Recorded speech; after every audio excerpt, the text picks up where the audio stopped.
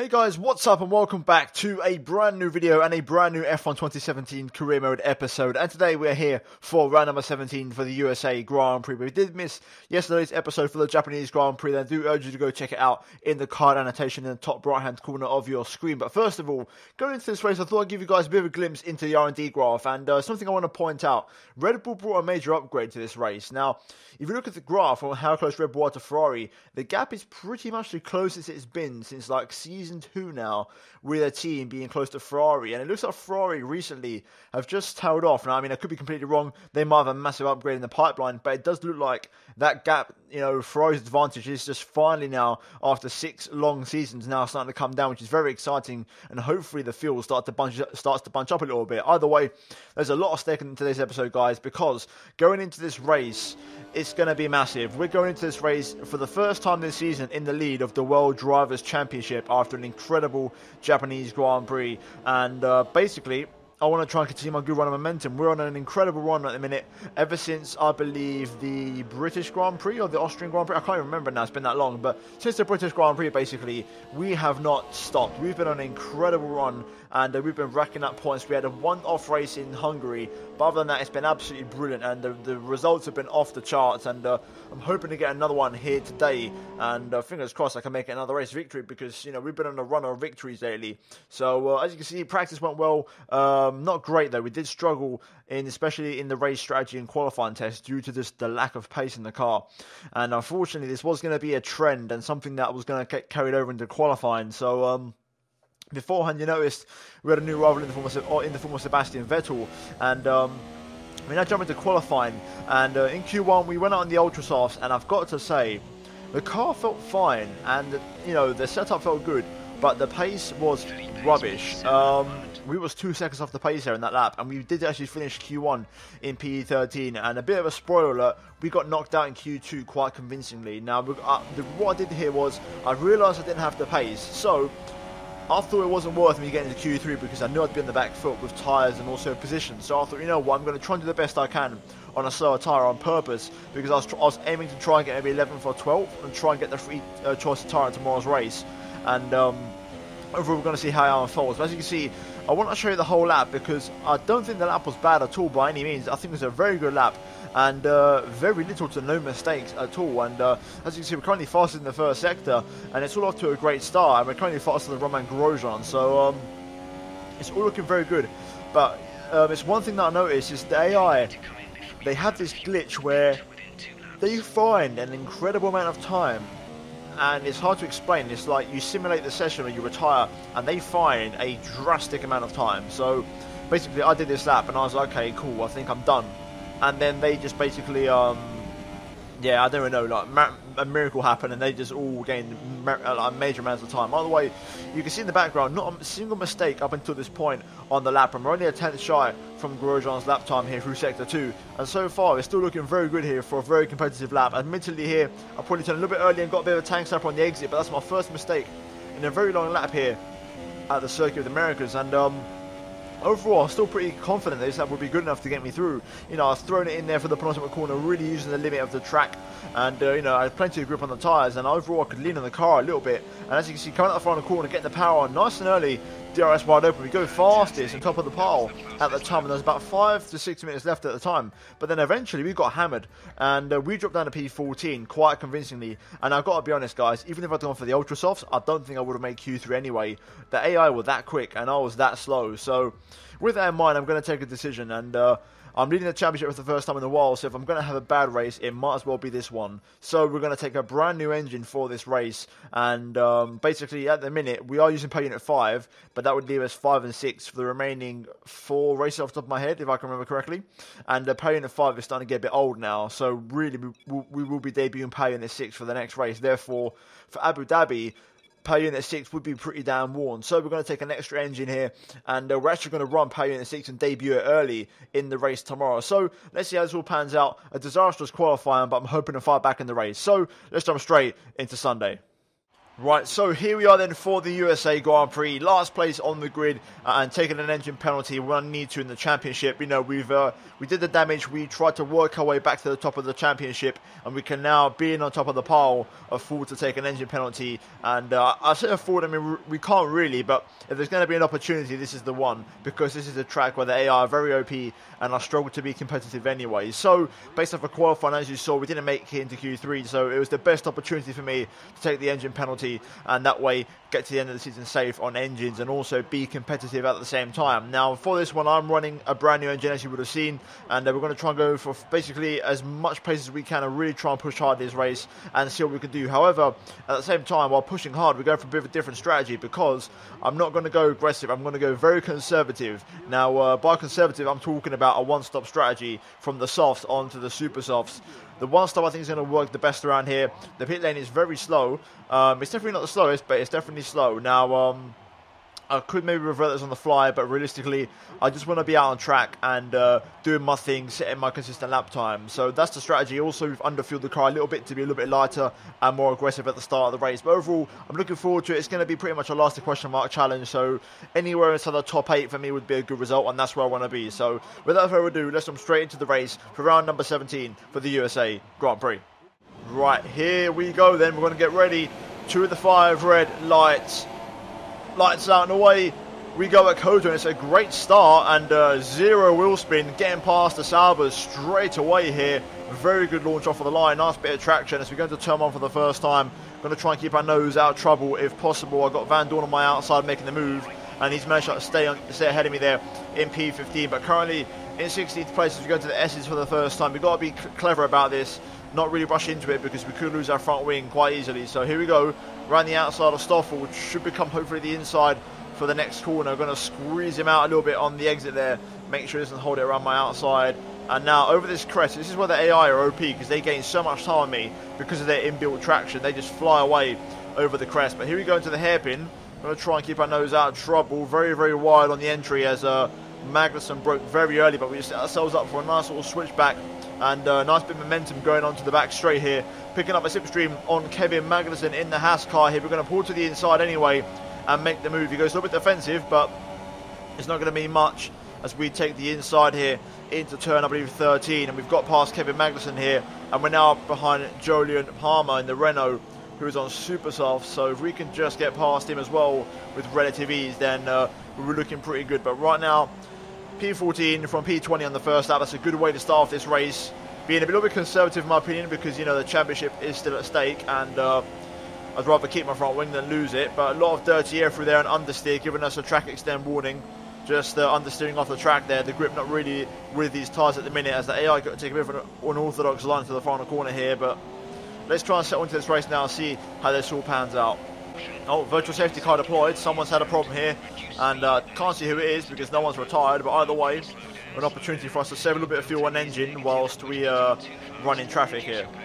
Okay, we've got a car in the pit lane here. Very early stop, and I want to know who that is, because if that's Sebastian Vettel, that would be lucky Christmas for me. But no, it's Lewis Hamilton who's come in. So Hamilton in the pit lane. I'm going to presume he might have had to serve a drive-through because of the VSC, because I think he might have spared. But either way, that's us in the P13 now, and right now we look good. I think I've got the pace on Palmer, so I can definitely get into the top 10, and I'm already ahead of where I qualified yesterday. So overall, it's the decision to get a new engine in the car has paid off. Oh, we got a yellow flag, and I think someone might be having trouble just up the road, and there's a car off, and oh my god, I think it's Massa again. Is it Massa again? Yes, it is. Oh my days, Massa again. Unreliability in the other Williams car, unbelievable. And Massa's had a really, really poor season. One to forget with the reliability in that car. That's now us in the P12, and we're now just a couple of places shy from the points. Oh, Kimi Raikkonen out of the race now. What's happening? 3 laps and loads of retirements. Kimi Raikkonen, championship contender, out of the race. We're into P11 now, and it's pretty much, thanks to that, the championship now might well be me versus Sebastian Vettel. Raikkonen might have just ended his title hopes there with that retirement. And another virtual safety car deployed. Something is just cracking off today. I don't know what's going on, but this race is becoming a bit of a mad one. Either way, another chance to save some tyres, save some fuel, and we're just one place shy from the points. As things stand, Ocon and Bottas have actually pitted in the last 2 laps. Just those 2 guys, but that's promoted us up into 8th place. However, we are losing contact with Palmer and those next to him on the super softs. But either way, I'm not too concerned because our pace is still consistent. I did a personal best on the last lap, so I'm still doing it okay for the pace that I have, which is not a lot. And we're still being nice and consistent with it, whilst these guys in front battle. Like I said, we're doing a different strategy. We're going for the 1-stop. There could be definitely a few 2-stoppers, and I'd even say maybe a possible few 3-stoppers. So we've got to stick to our guns here and make this work and be consistent on our tyres and make them last. And another virtual safety car. Oh, Jesus. That's 3 already, only on lap 7. What is going on this race? Right, more cars in the pit lane, including, I believe, Sebastian Vettel, my championship rival. And he's gone to the soft. So, with that being said, I think Vettel started on Ultras, so I think Vettel's actually going to go for the 1-stop here whilst running the Ultras, which is pretty incredible and shows how good Ferrari's tyre wear is. So Vettel on the 1-stop, all we can hope for at this point if we want to beat him is realistically a safety car, because it isn't going to happen on strategy, unfortunately. Right, we have Valtteri Bottas and Sebastian Vettel for company here. Here comes Valtteri, and no, it's another VSC. What is going on this race? This is absolutely incredible. Okay, on to lap 11, myself and Palmer stay out. So, 2nd place for now. Let's see how far we can take this. Right, so far, we're keeping him at bay. My straight line speed is very good. Therefore, Bottas doesn't even touch me with DRS, which is very, very weird to say, but it's absolutely true. So right now, we're staying ahead thanks to the straight line speed. And also, I am focusing completely on just getting good traction out of the main traction zones onto the big straights. Okay, so Palmer's finally come in. So we're going to inherit the race lead. And we start this race last onto lap 13, so overall not too shabby. Now, like I said, Vettel's going to come in, Vettel's going to the end, Bottas is going to have to come in. So realistically, all I'm looking to do here is frustrate these guys. It's going to end up forming a massive train, I think, but you know what, that's what I'm here for. I need to give myself the best chance on that final stint with the super soft, so holding up the train is what I'm going to do. Oh, wow. Another virtual safety car. What the hell is happening here? This is so odd. I gotta say, I gotta give credit to this tyre. It's incredibly shit, but it's very consistent. So fair play. It's still working well, and I'm matching my personal best lap after lap after lap. If not, then I'm only at like a 10th shy. But the tyre's performing really well at a really high standard. And to say my pace isn't great, I'm somehow leading this race. I'm very, very happy to say that. Okay, so Bottas comes in, so that's going to be him in pretty much an undercut territory. And here comes Sebastian Vettel. I'm going to go defensive. The Ferrari's squirting it on here. We're going to sort of go back to the outside to turn 1 and try and look for the outside. Is there enough grip to get it past Vettel? Not quite. He's made it work, and that is Vettel into the race lead. Frustrating. I wanted to keep him behind me for a little bit longer than that, but that's what you get. That Ferrari is the best car on the grid for a reason, and Sebastian looks like he's on his way to winning this race, which is frustrating. I wish he'd had a bit more competition, but look at the grip and the speed in that Ferrari. Here we go then. We're going to come in for our first and only stop of the race onto a set of the super soft compound tyres. Very hot into the pit lane. A little bit of a drift. Get it all slowed down for the pit entry, and there we go. Right, that was a pretty aggressive pit entry. We've got someone following us in the form of Max Verstappen. No, Daniel Ricciardo, and even more cars behind them. So it's going to be a bit of a pissed off battle here. So I need the Williams boys to be quick. And that is not quick. It's 2.5, and I think, we're just behind Ricciardo. Damn it. That Renault messed me up. Either way, I'm going to try and get Ricciardo now when we exit the pit lane. That's the best chance we're going to have. So here we go. We're going to try and shock the Honey Badger. Try and get him early on. Set ourselves up for the switchback. Get the switchback on. Traction on. Close to Ricciardo. Realistically, if I can just stick within DRS. Either way, we are going to catch up to this pack of cars. We've got a yellow flag in front. Someone's had an issue. Let's see what happens here. Obviously, no overtaking allowed, so we've got to sit back for now. And it's a slow car. So Renault is Palmer with the puncture. Oh, very close to Ricciardo there. Green flag. We've got to let Ricciardo go, but we are all over his chuff, and we almost lost our front wing there. Vettel's out of the race. Both of the Ferraris are out. Double DNF. Oh my days. Around the outside of Ricciardo. This race has just gone absolutely mental. It's gone all out of shape. I don't know what's happened here, but here we go. We're going to pass Ricciardo just before the yellow flag zone, and we've made it work. And there is Sebastian Vettel out of the USA Grand Prix.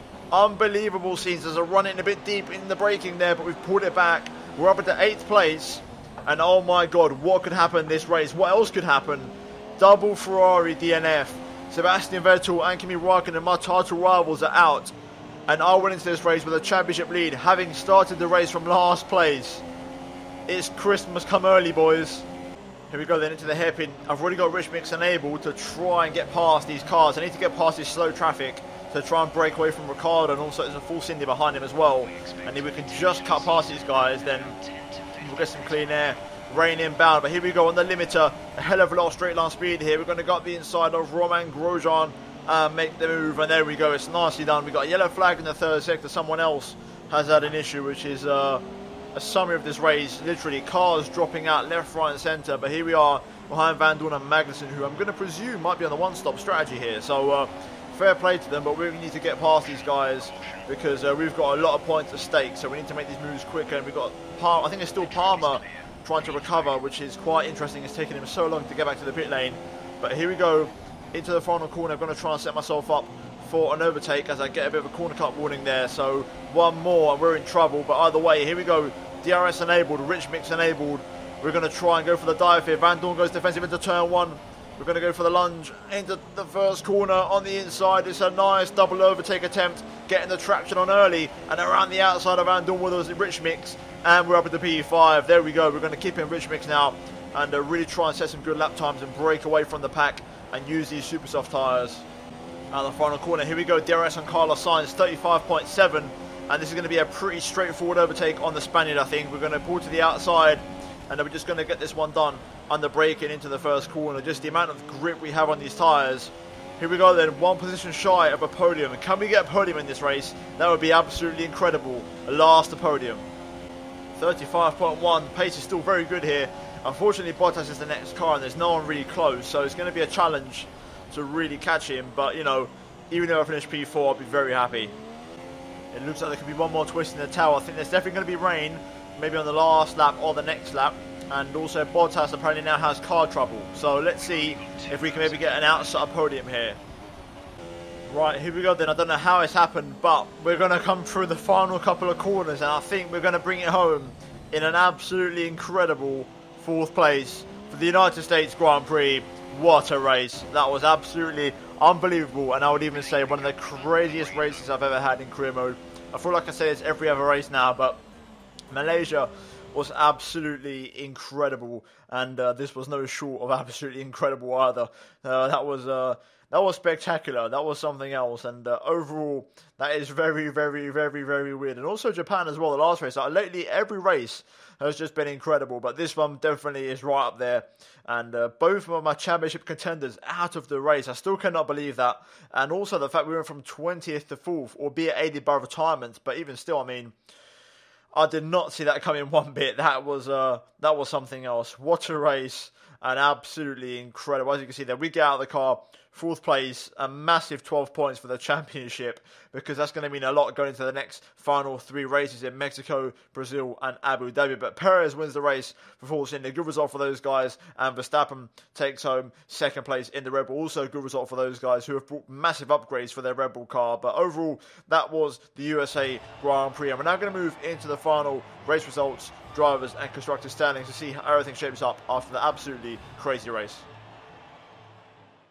Right, so looking at the final race results, Sergio Perez wins the USA Grand Prix ahead of Max Verstappen and Valtteri Bottas. We come home from last place in a brilliant P4. Then also Kevin Magnussen, a really good P5 for Haas there. Also Sainz and Van Dorn scoring very good points for the respective teams. Daniel Ricciardo only manages P8 with Esteban Ocon finishing where he started in P9. Nico Hulkenberg running out the points. Lewis Hamilton just missing out after starting from pole position, and further down the order, retirements my teammate and both of the Ferraris. Big news there. And in terms of the driver standings, we now extend our lead to 17 points over Sebastian Vettel, 27 points to Kimi Raikkonen, and with three races to go, it's got very interesting. And also in the constructors, Ferrari have efficiently won the constructors with none of their cars finishing the race, just because Force India and Mercedes didn't score enough points between them to keep their title mathematically alive. So overall, a very mixed bag of emotions this race, and overall an absolutely incredible USA Grand Prix. Unfortunately, no R&D points to do an upgrade this episode, so we're going to round it off here, and I'm going to say a massive thank you guys for watching this episode. If you have enjoyed this crazy race,